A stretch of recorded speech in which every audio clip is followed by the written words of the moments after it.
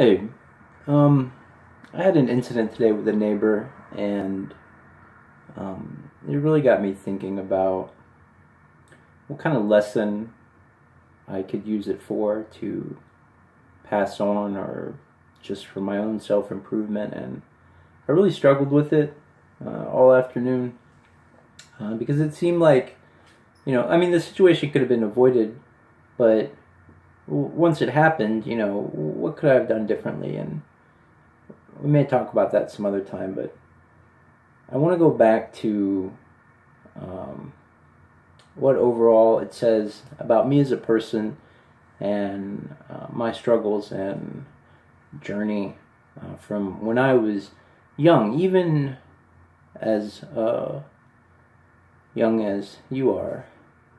Uh, and My childhood was difficult emotionally. My father was abusive.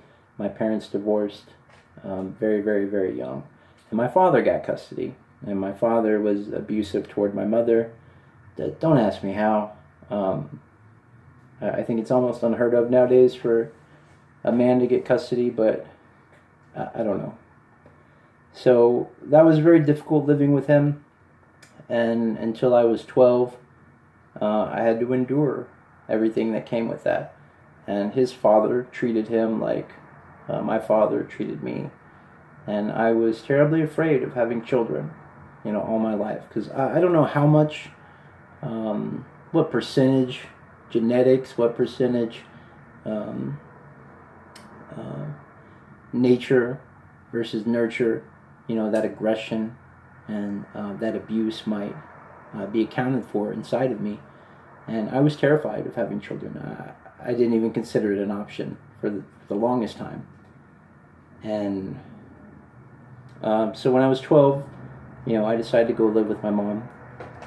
And and I decided at that point, shortly after, that I wanted to change who I was.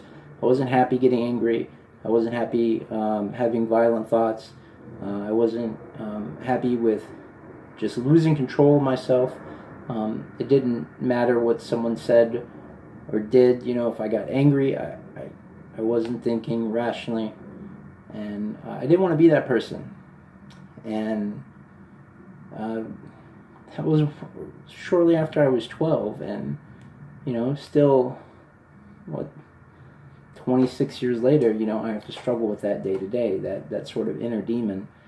And um, I don't think it's appreciated, like by your mother. It wasn't how difficult that really was, and how even little things, even to this day, how someone can agitate me or flip that switch, and even if it's just for a few seconds, I can lose control, I can get angry, and it takes me time to regroup.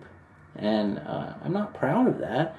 In fact, it's very difficult for me to even be proud of that whole journey. Whatever progress I've made, it's difficult to be proud of that because there are still moments like this and times where I get angry, and even if it's on the inside, or even if it's just a little gesture or a little snarky remark or something that I make, it's so easy to lose control.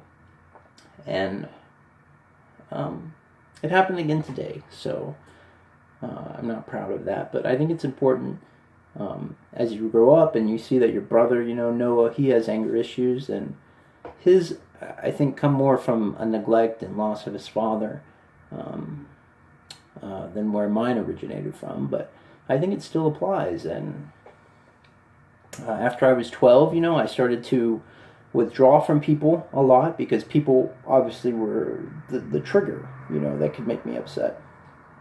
Uh, and so I withdrew. I began to think a lot more. I decided to try to pause. When someone says something, don't respond right away. Just take a little breath, think about what they're saying, then, choose your words carefully.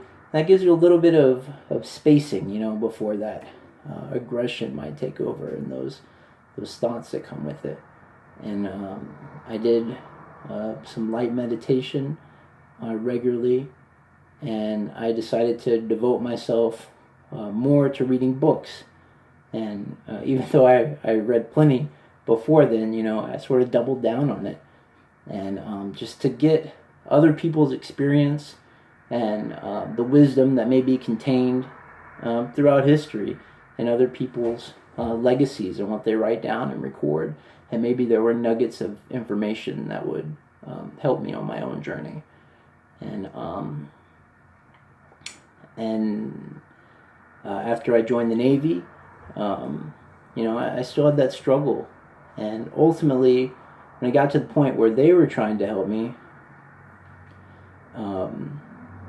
I got introduced to one of their counselors, and he gave me a book to read. I mean, that was his version of help. I could see him once a week for 30 minutes, and even though I asked for more. But besides the point, the book he offered was Feeling Good by Dr. David Burns.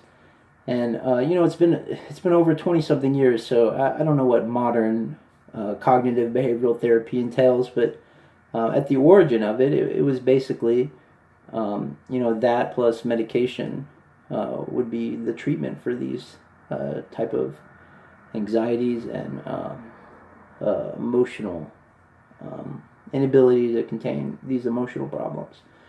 And it was very, very helpful.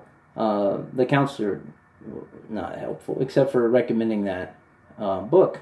But, a lot of it is covered into certain medications, but the scenarios itself that the author lays out, trying to teach you to track down why you think certain things, just why, and overcome the fallacies that can lead to depression and suicidal thoughts and that whole negative train of things, So I found the book very helpful, and I do recommend it to other people who might be going through depression or different behavioral problems.